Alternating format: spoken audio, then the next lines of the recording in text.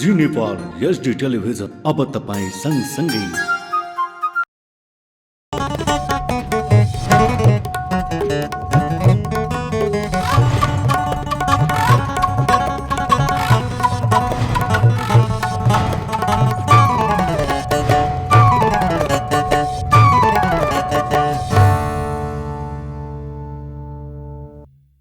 नमस्कार, जी नेपाल न्यूजमा यहाँलाई स्वागत छ। म खेमा जोशी। सुरु गरौं प्रमुख समाचारका शीर्षकहरूबाट। वर्तमान सरकारले खेल क्षेत्रलाई उच्च प्राथमिकता दिएको प्रधानमन्त्री दाहालको भनाई।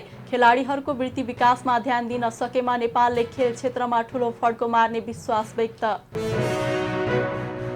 मन्त्री नबन्ने आफ्नो अभिव्यक्तिबाट पछि नहटेको उपप्रधानमन्त्री तथा रक्षा मन्त्री खड्काको दावी। वर्तमान सरकारमा सहभागिताको लागि कुनै विशेष मन्त्रालयमा दावी नगरेको उल्लेख। अध्यक्ष शेर्पाको कार्यशैलीप्रति असन्तुष्टि जनाउँदै नेभी संघका असन्तुष्ट पक्षद्वारा पार्टी कार्यालय सानेपामा रिले अनसन सुरु। म्याच सकिसकेको अध्यक्षले संगठन विरोधी काम गरेको आरोप। पाकिस्तानमा खाद्य वितरण केन्द्रमा भागदौड हुँदा कम्तीमा 12 जनाको ज्यान गयो। ज्यान गुमाउनेमा 9 जना महिला र 3 जना बालबालिका रहेको उल्लेख। र 17औं संस्करणको NNIP स्पोर्ट्स अवार्डको सम्पूर्ण तयारी पूरा। अवार्डमा 27 खेलका उत्कृष्ट खेलाडीलाई जनही 10,000ले सम्मान गरिने। अब समाचार विस्तारमा। प्रधानमन्त्री पुष्पकमल दाहाल प्रचण्डले वर्तमान सरकारले खेल क्षेत्रलाई उच्च प्राथमिकता दिएको बताउनु भएको छ। शनिबार काठमाडौँमा राष्ट्रिय खेलकुद परिषदले आयोजना गरेको खेलकुद पूर्वाधार नीति संवाद 2079लाई सम्बोधन गर्दै प्रधानमन्त्री प्रचण्डले खेल क्षेत्रमा नेपाललाई विश्वकै हब बनाउन सकिने भएकाले सरकारले यस क्षेत्रलाई उच्च प्राथमिकता दिएको बताउनु भएको हो। उहाँले खेलाडीहरूलाई पुरस्कृत गर्ने, मैदानमा नै पुगेर खेलाडीहरूको मनोबल बढाउने, खेल क्षेत्रसँग सम्बन्धित विषयहरूमा आफूले सदैव सहभागिता जनाउने धारणा राख्नुभयो। उहाँले प्रत्येक विद्यालय र प्रत्येक टोलमा खेल एकाइ र खेल मैदान बनाएर तल्लो तहदेखि नै खेलाडी उत्पादन र विकास गर्न सकिने उल्लेख गर्नुभयो।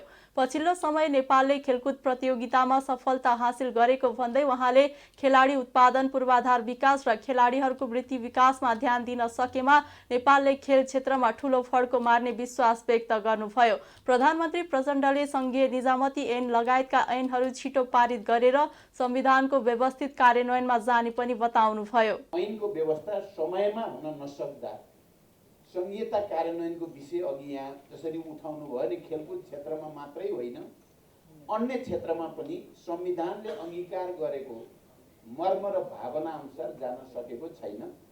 म यहाँहरूलाई के कुरा स्पष्ट गर्न चाहन्छु भने अहिलेको सरकारको ध्यान चाहिँ संघीय निजामती ऐन बनाउने र अन्य समायोजनसँग सम्बन्धित ऐनहरू पनि बनाएर अगाडि जाने कुरामा दृढ छ।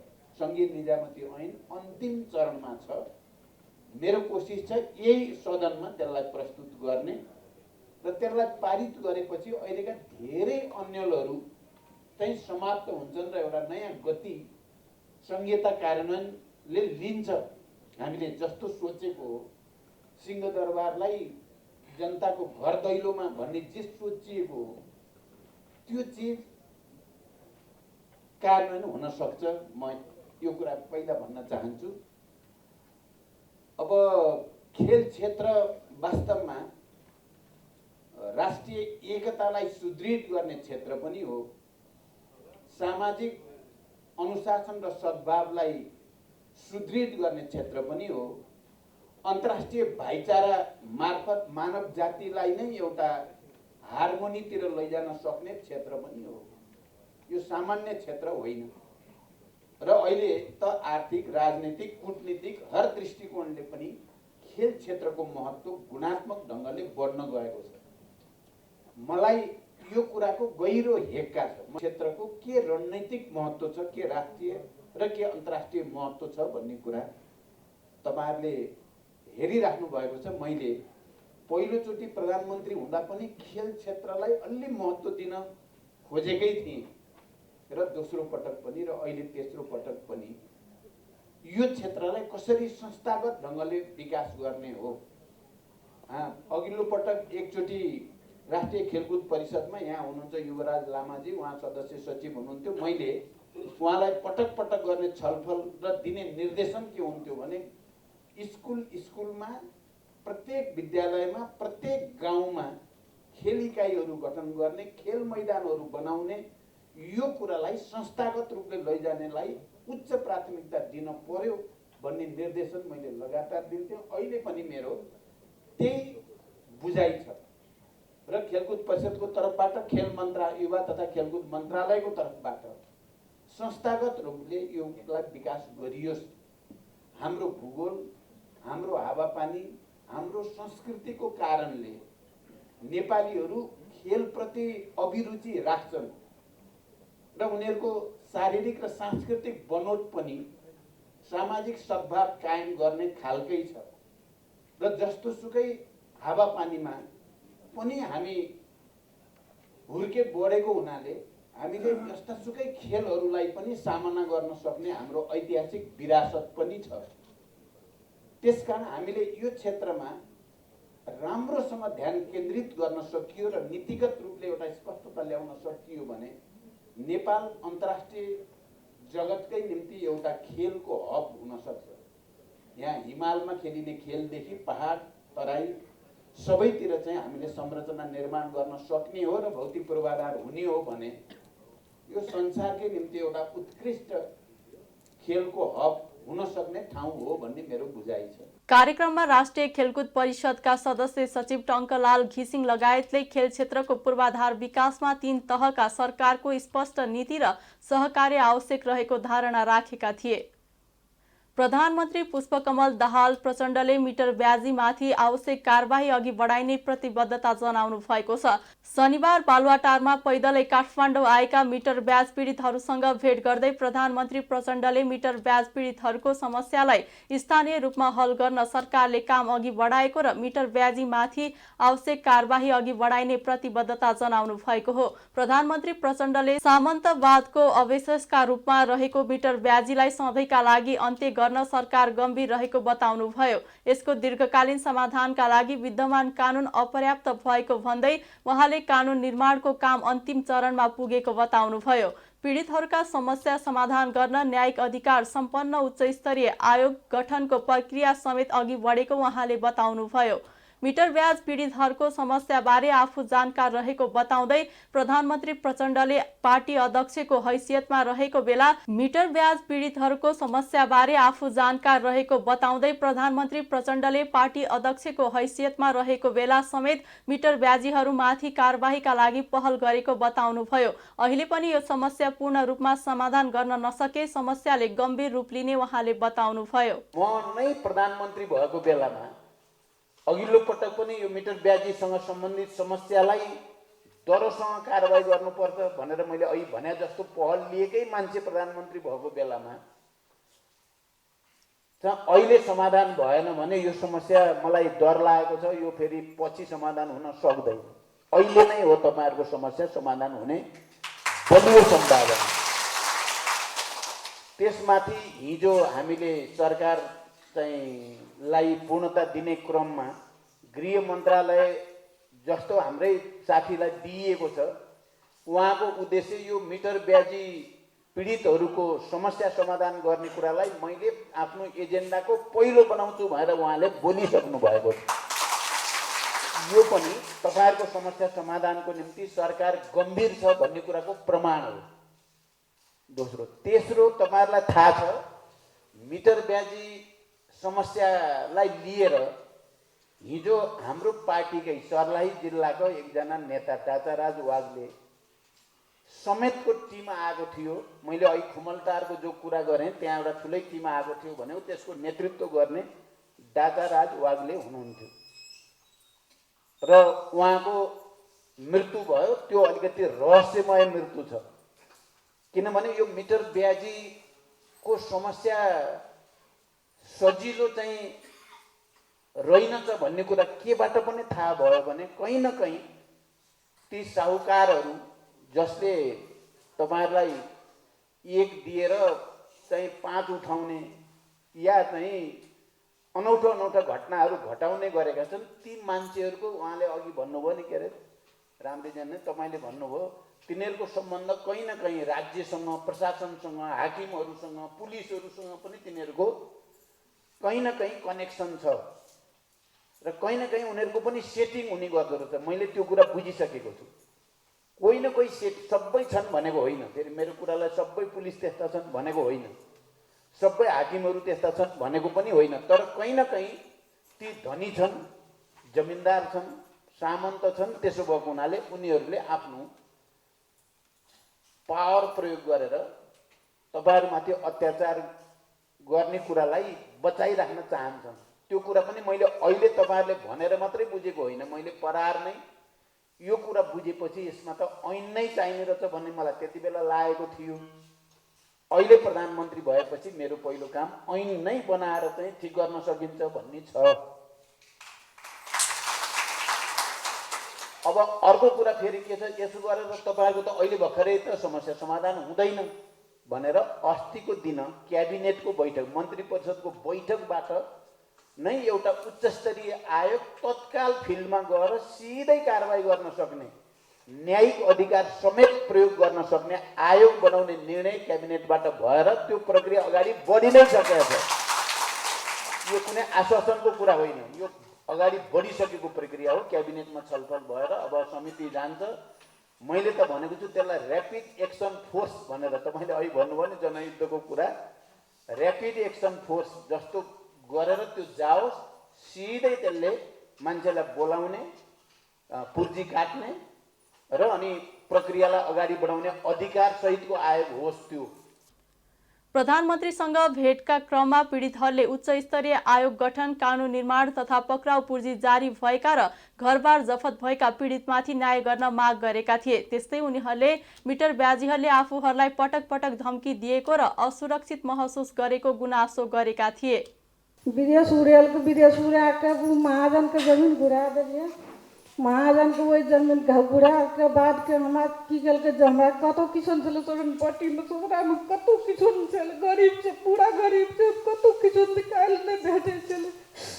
तब महाजन हमारा श्रीमान के विदेश उड़ा के तब की के हमरा पैसा नहीं चले, जमीन उखड़ा तो महाजन से पैसा लेकर हम जमीन किना लिए। जमीन कीन के तब की के लिए महाजन कल हमरा पैसा है, हम पैसा दे छु, जमीन हमारे लग जमीन रख 17 कट्ठा चले, जमीन 17 कट्ठा में रख के पैसा दल के 10 लाख हम 27 लाख 30 सकल। हमारे श्रीमान कल के हम महाजन तोरा पैसा दिली, हमारा चल जमीन फिरता कर 3 साल का क्या जमीन फिर के किसी खेल के ना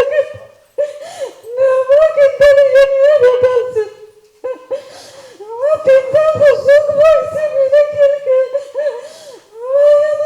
मेरो 6-7 महिनादेखि स्कुल छुटिसकेको छ यो मिटर ब्याजीको कारणले। किनभने मेरो मम्मीले 2 लाख 35 लाख रुपियाँ तिरिसक्नुभयो सुजाता शाहलाई, अनि अझै पनि नतिर्दा उहाँले धम्की दिनुभयो कि अझै पैसा नतिरे भने तेरो छोरीलाई मरबाइदिन्छु, तँलाई मरबाइदिन्छु, तेरो छोरालाई मरबाइदिन्छु। त्यसैको डरले मेरो मम्मीले मेरो स्कुल छोडाइदिनु सक्नुभयो। 6-7 महिनादेखि म घरैमा बसिरहेको छु।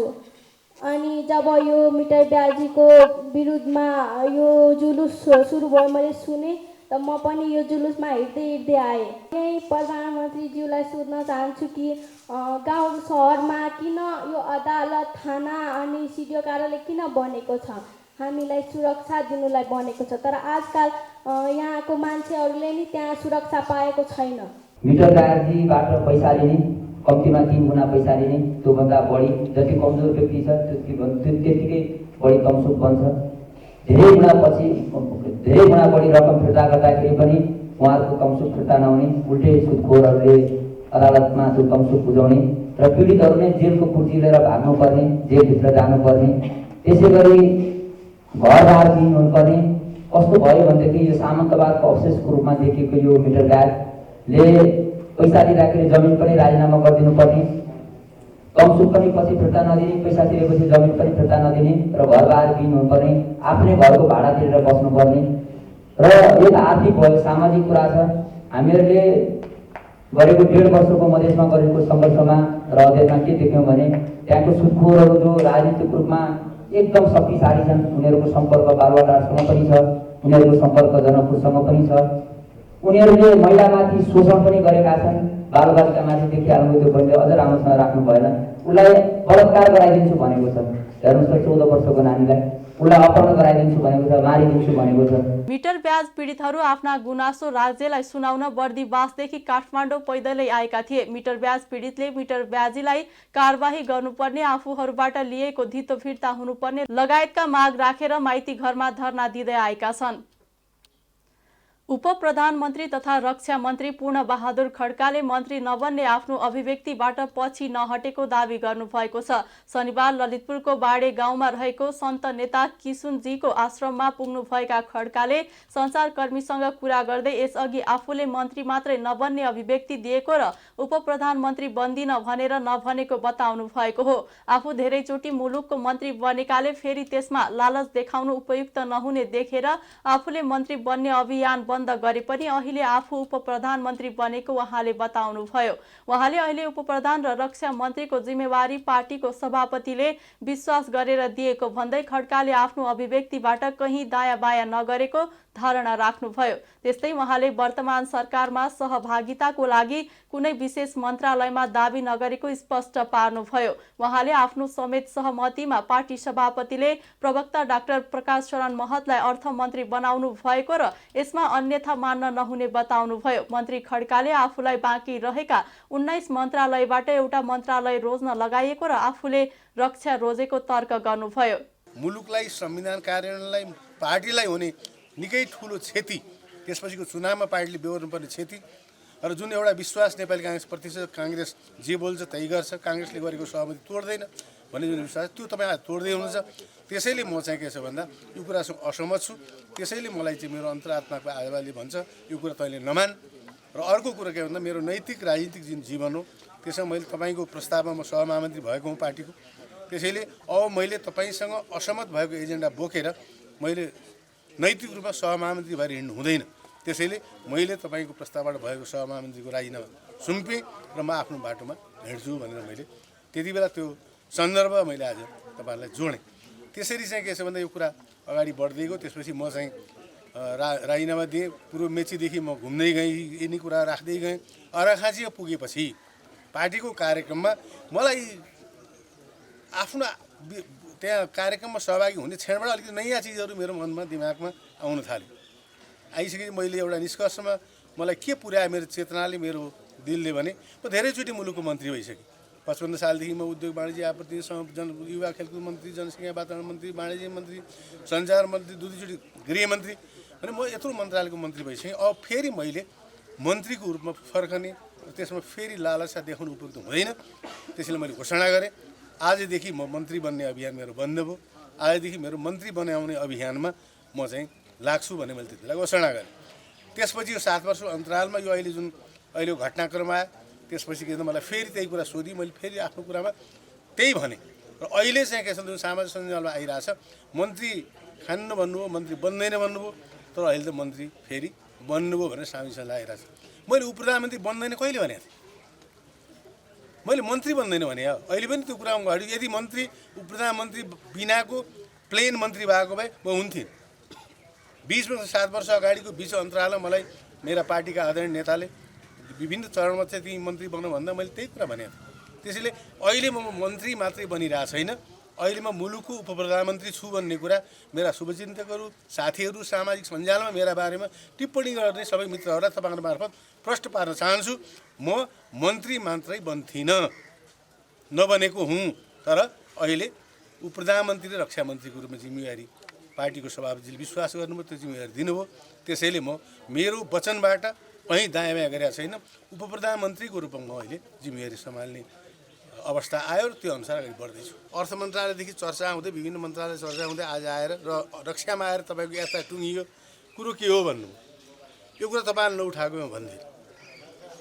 अर्थ मन्त्रालय सभापतिले निर्णय गर्नुभयो, मेरो समेत सहमतिमा कहीँ पनि प्रकाशजी र मेरो बिचमा सभापतिको बिचमा विमति नै छैन, तर बाहिर धेरै कुराहरू आए।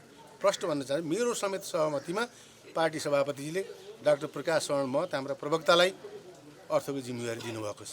त्यसमा मेरो सम्पूर्ण रूपमा सहमति छ, कहीँ पनि दायाँमा छैन। त्यसपछि मलाई प्रधानमन्त्रीले, मलाई आदरणीय मेरो सभापतिजीले, विशेष प्रधानमन्त्री र सभापतिजीले त्यो घटनाक्रमपछि गृह र अर्थको कुरो टुङ्गो लागिसकेपछि, मेरो समेत सहमति टुङ्गो लागेपछि अनि उहाँहरूले भन्नुभयो अब 19वटा मन्त्रालय बाँकी छन्। ल पूर्णजी, तपाईँ त्यसमध्ये कुन मन्त्रालय छान्ने हो सोचेर हामीलाई जवाब दिनुहोस् भनेर 19 मन्त्रालयको छनौटको सौभाग्य पाएको छु मैले, पाएँ। नभूत न भविष्य राजनीतिमा। त्यसैले मसँग के त त्योभन्दा ठुलो प्राप्ति के हुन्छ? पार्टीको प्रधानमन्त्री, पार्टीको सभापतिले त्यो रूपमा मलाई प्रस्तुत गरे, त्योभन्दा मलाई प्राप्ति के चाहियो कि? मन्त्रालयको के, कुन मन्त्रालय के अर्थ? त्यसपछि मैले 5 दिनपछि उहाँहरूलाई जवाफ दिएँ। मैले 19वटा मन्त्रालयको अध्ययन गरेँ र मैले अहिलेको मुलुकको सन्दर्भमा, अहिलेको चाहिँ सुरक्षाको सन्दर्भमा, अहिलेको यो चाहिँ सामरिक महत्त्व, नेपालको भूमिको सामरिक महत्त्व बढ्दै गएको सन्दर्भमा सबै दृष्टिकोणले मैले यो मुलुकको राष्ट्रको सुरक्षा, राष्ट्रिय नीतिको निर्माण, कार्यनीति रणनीतिको निर्माण र नेपालको रक्षाको जिम्मा लिएको नेपाली सेनासँग जोडिएको मन्त्रालय र समग्र रूपमा सबैभन्दा जिम्मेवार, सबैभन्दा ठुलो, सबैभन्दा विशाल मन्त्रालय मैले रक्षा मन्त्री मन्त्रालय देखेँ। त्यसपछि मैले नेताहरूलाई गएर भने म रक्षा मन्त्री बन्छु। अलिकति उहाँहरूलाई पनि कसो कसो लाग्यो नलागे होइन।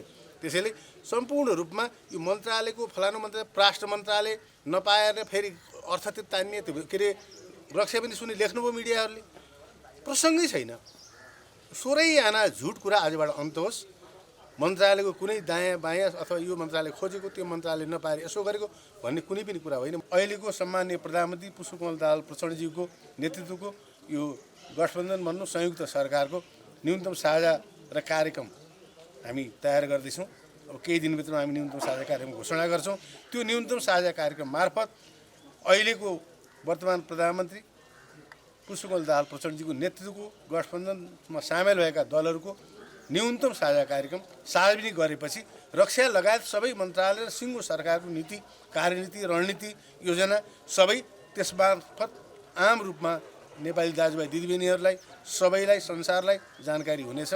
मन्त्री खड्काले शान्ति प्रक्रियाका बाँकी कामलाई पूर्णता दिनु, स्थायी शान्तिको जगमा आर्थिक समृद्धि हासिल गर्न ध्यान केन्द्रित गर्ने बताउनुभयो। उहाँले आश्रममा रहेको नेपाली कङ्ग्रेसका संस्थापक नेता तथा पूर्व प्रधानमन्त्री कृष्ण प्रसाद भट्टराईको पूर्ण कदको शालिग अगाडि दीप प्रज्वलन गर्दै शालिगमा माल्यार्पण गर्नुभयो।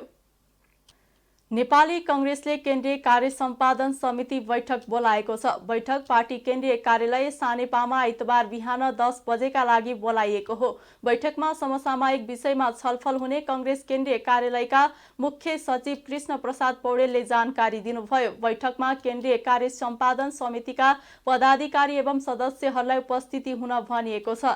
कङ्ग्रेसले 8 मन्त्रालय पाएकोमा शुक्रबार 4 मन्त्रीलाई मात्रै शपथ ग्रहणमा पठाएको थियो। अब 4 मन्त्री छान्न बाँकी छ। आन्तरिक भागभण्डामा असन्तुष्टि जनाउँदै पार्टीको शेखर कोइराला समूह सरकारमा सहभागी भएको छैन। यस्तै कङ्ग्रेसले तनहु 1 र चितवन 2 मा उम्मेद्वार टुङ्गो लगाए पनि 12 2 मा टुङ्गो लगाउन बाँकी छ। अध्यक्ष दुजाङ शेर्पाको कार्यशैलीप्रति असन्तुष्टि जनाउँदै नेपाली कङ्ग्रेस निकट नेवी सङ्घका असन्तुष्ट पक्षले पार्टी कार्यालय सानिपामा रिले अनसन सुरु गरेका छन्। म्याद सकिसकेको असक्षम सभापतिलाई खारेज गरी नयाँ पदाधिकारी सहितको विधान सम्मत कमिटी ल्याउनु पर्ने भन्दै नेवी सङ्घ बृहत सङ्घर्ष समितिले शनिबारबाट रिले अनसन सुरु गरेका हुन्। अध्यक्ष शेर्पाले सोभियु निर्वाचनको बेला जथाभावी जिम्मेवारी तोकेको भन्दै ती निर्णयहरू खारेज गर्नुपर्ने माग असन्तुष्ट पक्षले राख्दै आएको छ। उनीहरूले असंवैधानिक सभापतिले गरेको सम्पूर्ण चिठी खारेज हुनुपर्ने, 12औं महाधिवेशनको सुनिश्चित गरिनुपर्ने माग राखेका छन्। पार्टी कार्यालय सानेपामा अनसन बस्दै नेवी सङ्घका कार्यकर्ता अंशुल केसीले म्याद सकिसकेको अध्यक्षले संगठन विरोधी काम गरेको र पार्टी दिएको म्यान्डेट अनुसार सोभियु अधिवेशनको महाधिवेशनको तयारी गर्न नसकेको आरोप लगाउनुभयो। उहाँले विधि विधानमा टेकेर नयाँ कमिटी गठन गर्नुपर्ने माग रहेको बताउनुभयो। काङ्ग्रेसको आस्थाको केन्द्र नेपाल विद्यार्थी सङ्घका हजारौँ विद्यार्थीहरूको आस्थाको केन्द्र पार्टी कार्यालयमा न्यायको लागि आएका छौँ। हाम्रो माग धेरै छैन।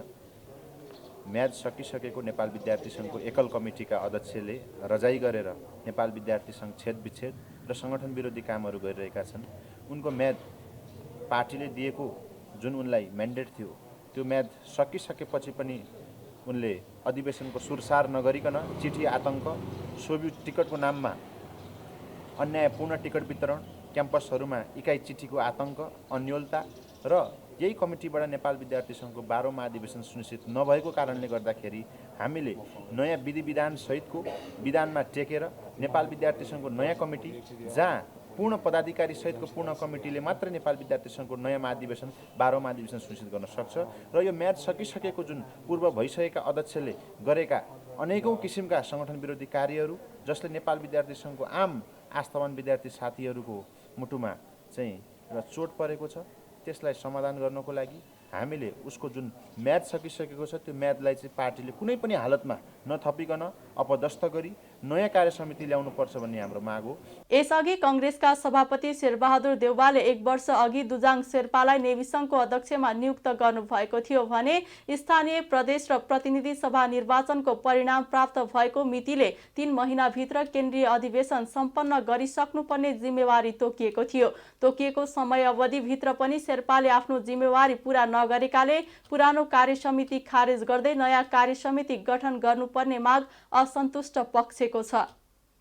भारतबाट पेट्रोल र डिजलको मूल्य घटेर आएको छ। भारतीय आयल कर्पोरेसन आईओसीले नेपाल आयल निगमलाई पठाएको नयाँ मूल्य सूची अनुसार पेट्रोल लिटरमा 1 रुपैयाँ 74 पैसा र डिजलमा 6 रुपैयाँ 82 पैसा मूल्य घटेको छ। अब निगमलाई पेट्रोलमा प्रति लिटर 10 रुपैयाँ र डिजलमा 22 रुपैयाँ नाफा हुने देखिएको छ। निगमले अब पेट्रोल र डिजलबाट 15 दिनमै 80 करोड रुपैयाँ भन्दा धेरै नाफा कमाउनेछ। अहिले पेट्रोलको खुद्रा बिक्री मूल्य प्रति लिटर 178 रुपैयाँ र डिजलको 175 रुपैयाँ छ। भारतबाट धेरै पटक मूल्य घटेर आए पनि निगमले यसअघिको घाटा र ग्यासबाट हुँदै आएको घाटालाई पूर्ति गर्न भन्दै भाउ घटाएको छैन। भारतबाट भाउ घटेर आउने बित्तिकै नेपालमा पनि बढाइहाल्ने तर पटक पटक भाउ घटेर आउँदा समेत नेपालमा पुरानै भाउमा पेट्रोलियम पदार्थ बेचेर ठगेको भन्दै उपभोक्ता आक्रोशित छन्। पछिल्लो समय भारतले रुससँग सस्तो मूल्यमा तेल किनेका कारण नेपालमा पठाउने तेलमा पनि भाउ घटाइरहेको छ।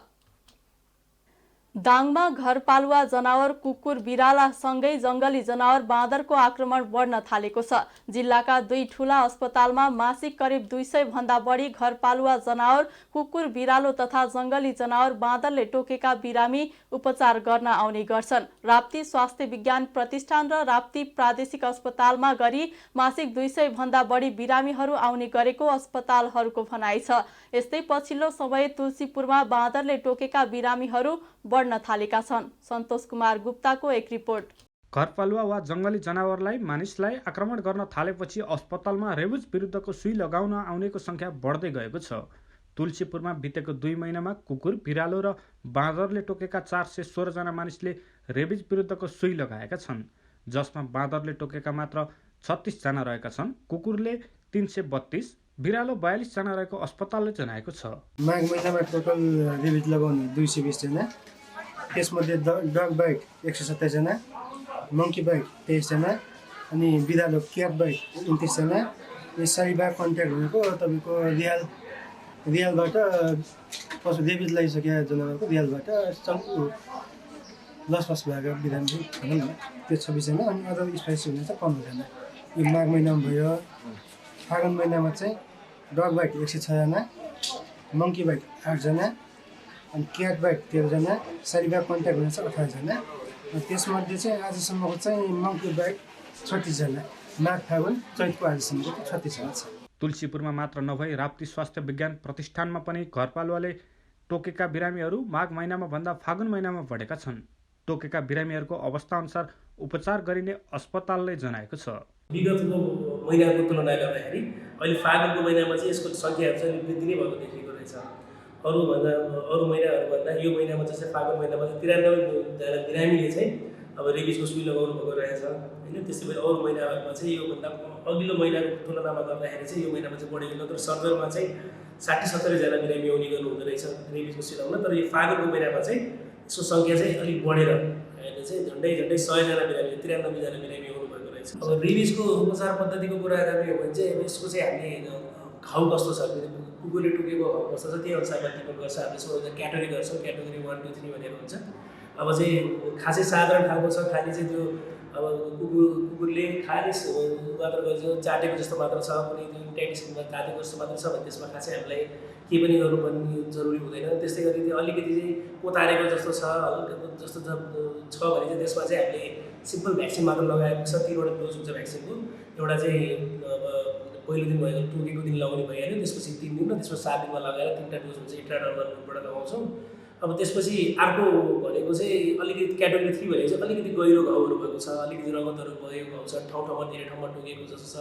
त्यस्तो घाउहरूलाई चाहिँ हामीले खालि भ्याक्सिन मात्र लगाएर पुग्दैन, यस्तोमा इम्युनोग्लोबिन पनि लगाउनु पर्ने हुन्छ।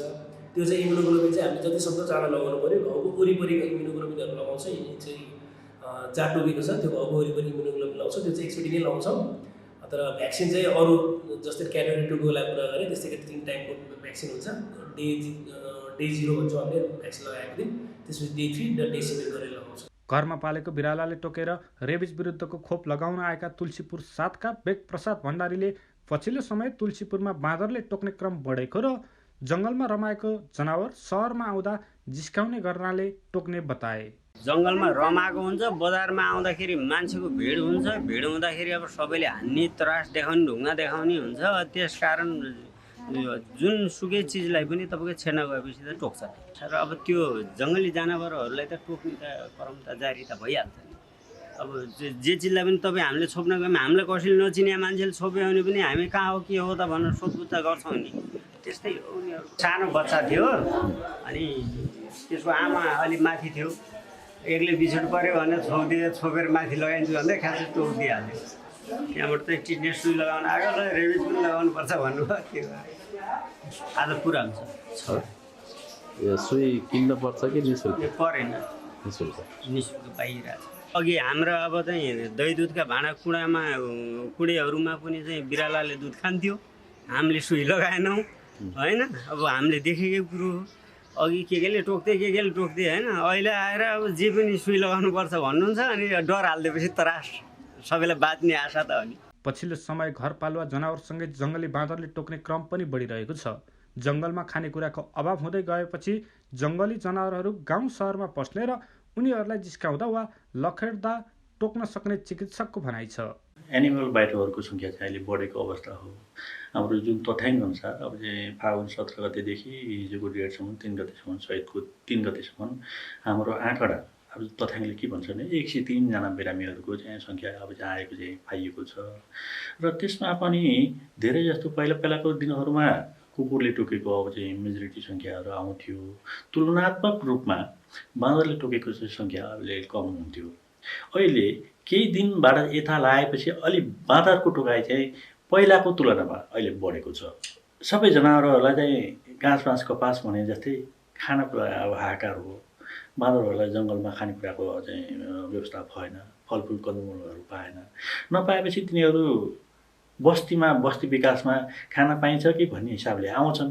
आएपछि अब तिनीहरू रिसाउँछन् होला नि त, तिनीहरूलाई रिस उठ्छ होला, खाना पाइएन के अनि कसो। अनि मान्छेले अब चाहिँ लखेट नखोज्दाखेरि झम्टिदिन्छन्, कोपर दिन्छन्, टोक दिन्छन्।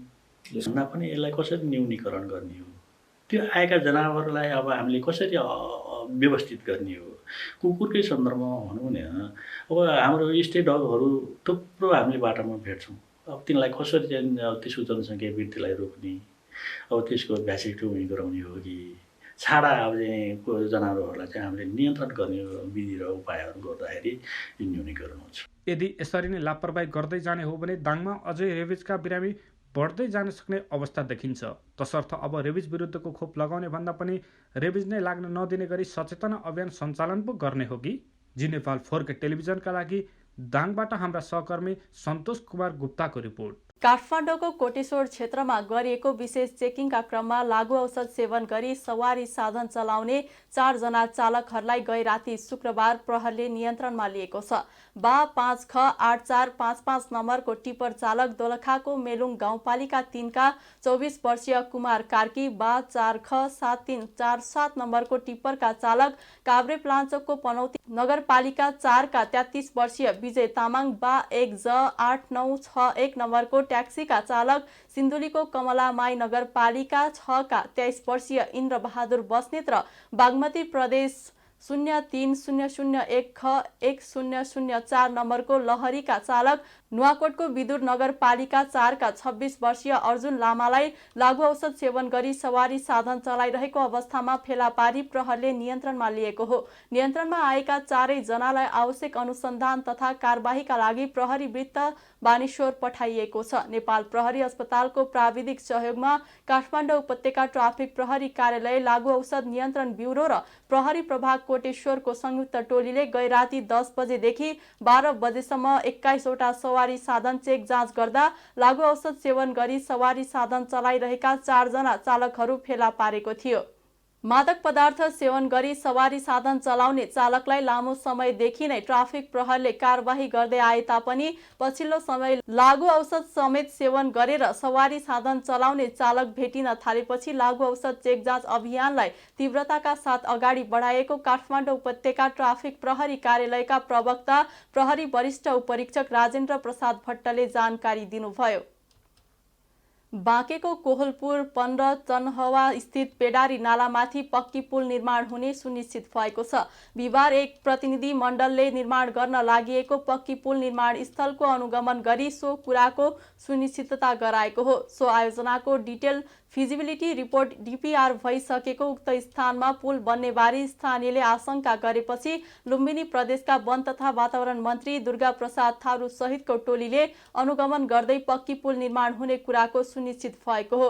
प्रदेश मन्त्री थारूले सो स्थानमा पुलको अभाव हुँदा किसानले वर्षाको बेला खेतीपाती गर्न र घर आउन जान वर्षौंदेखिको सकस अब नहुने भन्दै उक्त पेडारी नालाको पुल परियोजनाको टेन्डर स्वीकृत भएर कार्यान्वयनको चरणमा रहेको बताउनुभयो।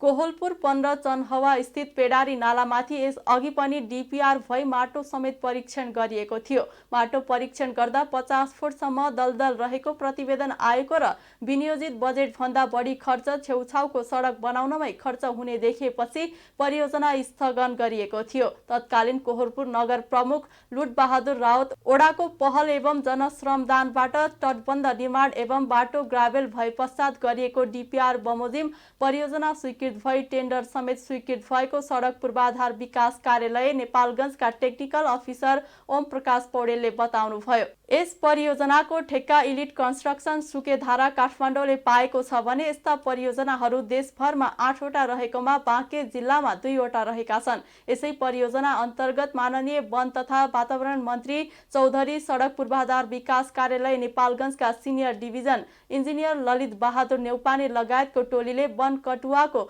दाङपुरुवामा रहेको पक्की पुल परियोजना स्थलको समेत अनुगमन तथा अवलोकन गरेका छन् भने मन्त्री चौधरीले कोहलपुर 2 बर्दहवामा स्थानीय वासीहरूसँग समेत भेटघाट गरेको उनको सचिवालयले जनाएको छ।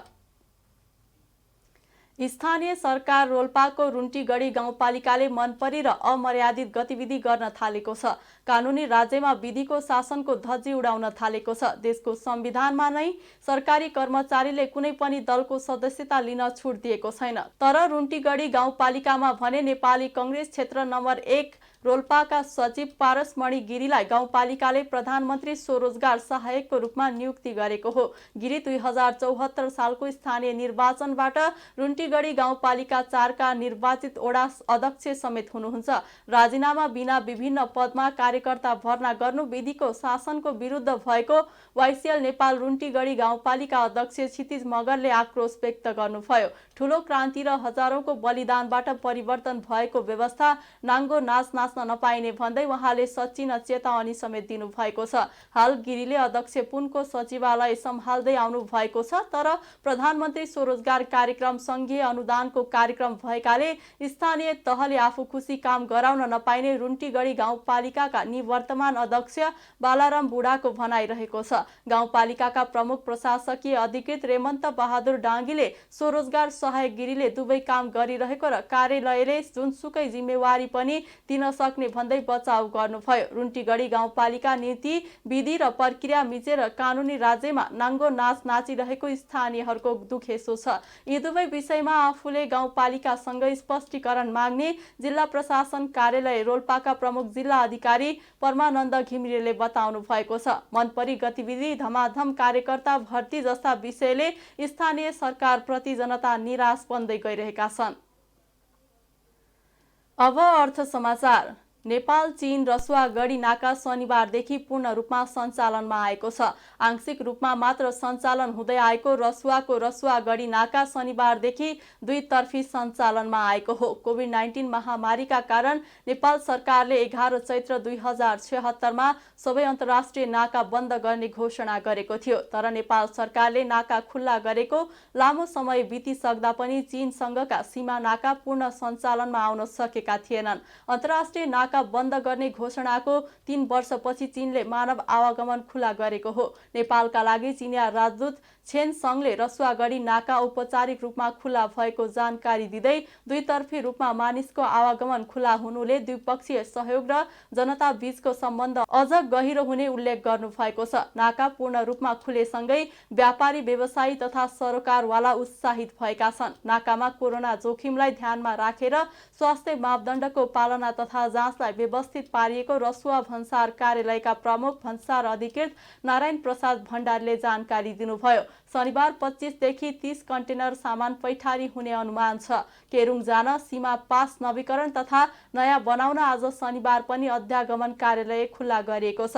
केही दिन अघि नेपाल चीन सीमा व्यापार तथा सहयोग समन्वय संयन्त्रको बैठकले शनिबारबाट नाका पूर्ण रूपमा सञ्चालनमा ल्याउने निर्णय गरेको थियो। त्यहाँ स्थित नेपाली महावाणिज्य दूतावासका अनुसार तातोपानी झाङमु हुँदै दुईतर्फी व्यापार र यारी पुलाङबाट मानव आवागमन पनि शनिबारदेखि सुरु हुनेछ। अब अन्तर्राष्ट्रिय समाचार। पाकिस्तानको कराचीमा रहेको एउटा खाद्य वितरण केन्द्रमा भागदौड हुँदा कम्तीमा 12 जनाको ज्यान गएको छ। ज्यान गुमाउनेमा 9 जना महिला र 3 जना बालबालिका रहेका बीबीसी हिन्दीले जनाएको छ।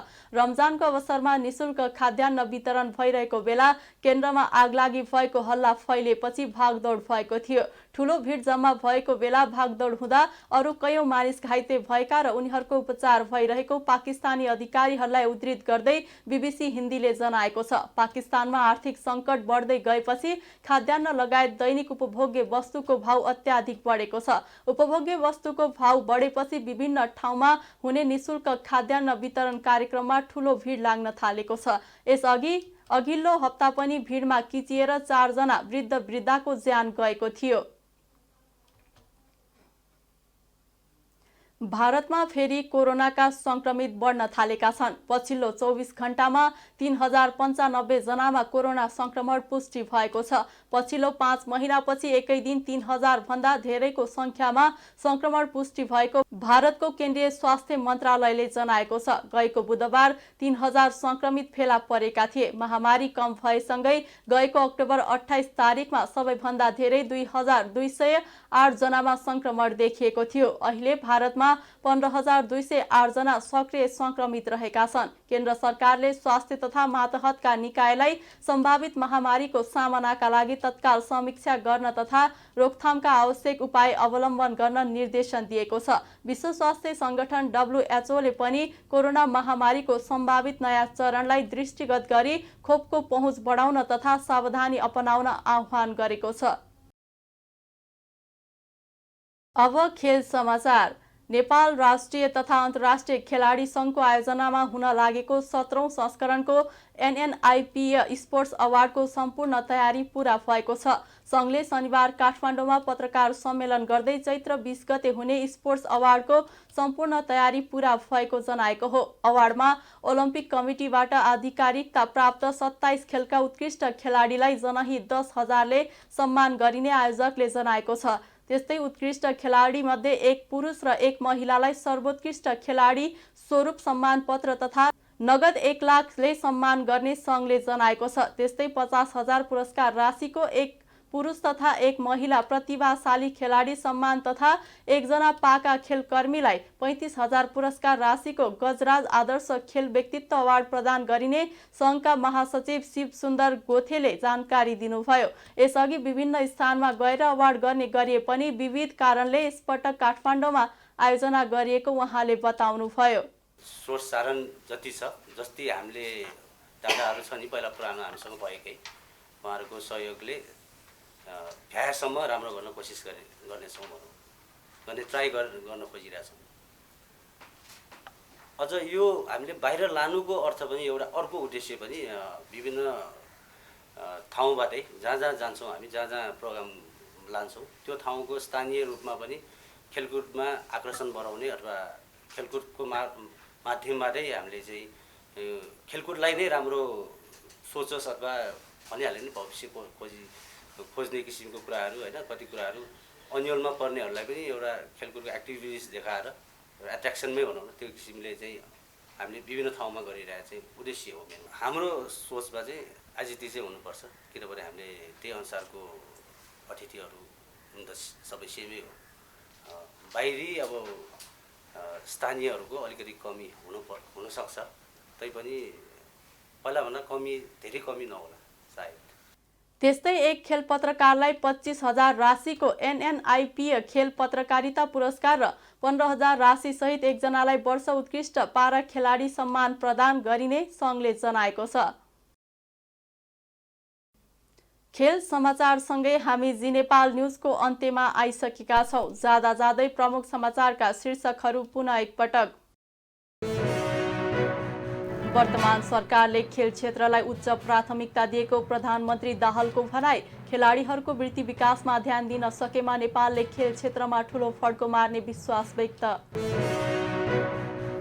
मन्त्री नबन्ने आफ्नो अभिव्यक्तिबाट पछि नहटेको उपप्रधानमन्त्री तथा रक्षा मन्त्री खड्काको दावी। वर्तमान सरकारमा सहभागिताको लागि कुनै विशेष मन्त्रालयमा दावी नगरेको उल्लेख। अध्यक्ष शेर्पाको कार्यशैलीप्रति असन्तुष्टि जनाउँदै नेभी सङ्घका असन्तुष्ट पक्षद्वारा पार्टी कार्यालय सानेपामा रिले अनसन सुरु। म्याच सकिसकेको अध्यक्षले सङ्गठन विरोधी काम गरेको आरोप। पाकिस्तानमा खाद्य वितरण केन्द्रमा भागदौड हुँदा कम्तीमा 12 जनाको ज्यान गयो। ज्यान गुमाउनेमा 9 जना महिला र 3 जना बालबालिका रहेको उल्लेख। र 17औं संस्करणको NNIP स्पोर्ट्स अवार्डको सम्पूर्ण तयारी पूरा। अवार्डमा 27 खेलका उत्कृष्ट खेलाडीलाई जनही 10,000ले सम्मान गरिने। प्रमुख समाचारका शीर्षकसँगै अहिलेका लागि जी नेपाल न्युज सकियो। ताजा समाचार र मनोरञ्जनका लागि जी नेपाल 4K टेलिभिजन हेर्दै गर्नुहोला। नमस्कार।